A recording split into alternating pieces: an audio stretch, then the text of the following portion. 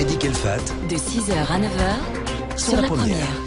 Il est 8h24. Ce matin, Marie Van Gutsem, vous revenez sur le Bitcoin. C'est cette monnaie virtuelle avec une question. Est-ce l'avenir de notre portefeuille ? Est-ce vraiment l'avenir, en effet, Mehdi, de payer avec ce qu'on appelle une crypto-monnaie, une monnaie virtuelle, numérique, qui fonctionne loin des institutions financières classiques et qui est disponible sur votre smartphone?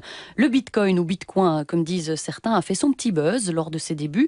Ensuite, plusieurs grosses sociétés ont communiqué sur le fait qu'elles l'adoptaient et depuis, plus rien, ou presque, dans le grand public. Comment expliquer qu'on n'en parle plus? Écoutez Pascal Franck, chercheur et observateur du web à l'UCL. Je pense que ça reste quand même quelque chose de très lié à l'informatique et donc le grand public n'est peut-être pas tout à fait au courant de toutes les subtilités de son fonctionnement. Il y a aussi le fait qu'il y a eu un certain nombre d'histoires sulfureuses autour du Bitcoin. On sait que ce genre de monnaie est notamment utilisé pour des transactions illégales. Donc, ce n'est pas forcément la majorité des transactions, mais ça existe.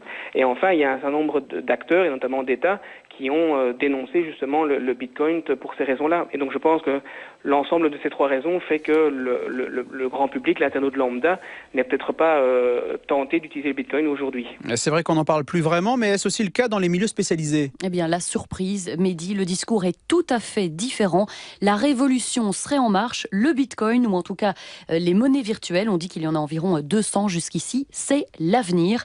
Lionel Drico est ingénieur et cofondateur de Bid Engineering. C'est une ASBL qui promeut l'utilisation du Bitcoin auprès des commerces en Belgique. Ce qui est en ligne est l'avenir à peu près pour tout, donc je vois pas pourquoi les monnaies feraient exception. Surtout qu'il y a une forte demande pour faire des achats en ligne, pour pouvoir payer de manière sécurisée. La technologie commence à arriver. L'euro, en fait, le problème de l'euro, c'est qu'il y a une grande lourdeur. Alors on connaît la lourdeur administrative des banques, on connaît également le coût que ça a, parce que si vous êtes commerçant et que vous voulez accepter les paiements par banque contact par exemple, c'est un coût non négligeable.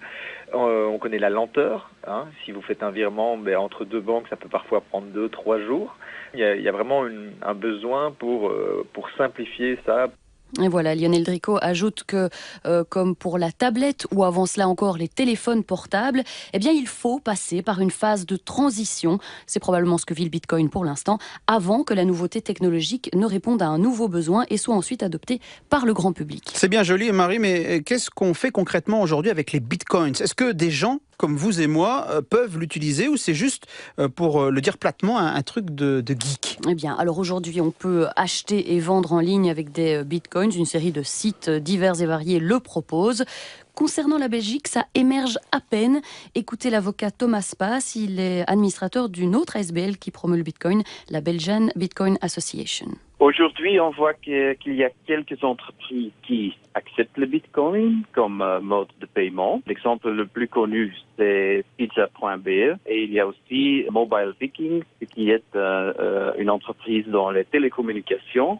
À côté de ces deux entreprises, il y a encore beaucoup de petites compagnies, de petites entreprises. On voit qu'il y a moins d'activités maintenant que, par exemple, aux Pays-Bas. Mais comme souvent, le Belge attend un peu jusqu'à les nouvelles technologies soient prouvées d'une attitude typiquement belge. Une attitude typiquement belge, mais ça bouge tout doucement. Une machine du style distributeur d'argent pour échanger des euros contre des bitcoins à charger sur votre smartphone vient tout juste d'être inaugurée à Gand et une autre le sera dans les semaines à venir à Anvers. Merci beaucoup, c'était Marie Van Gutsem.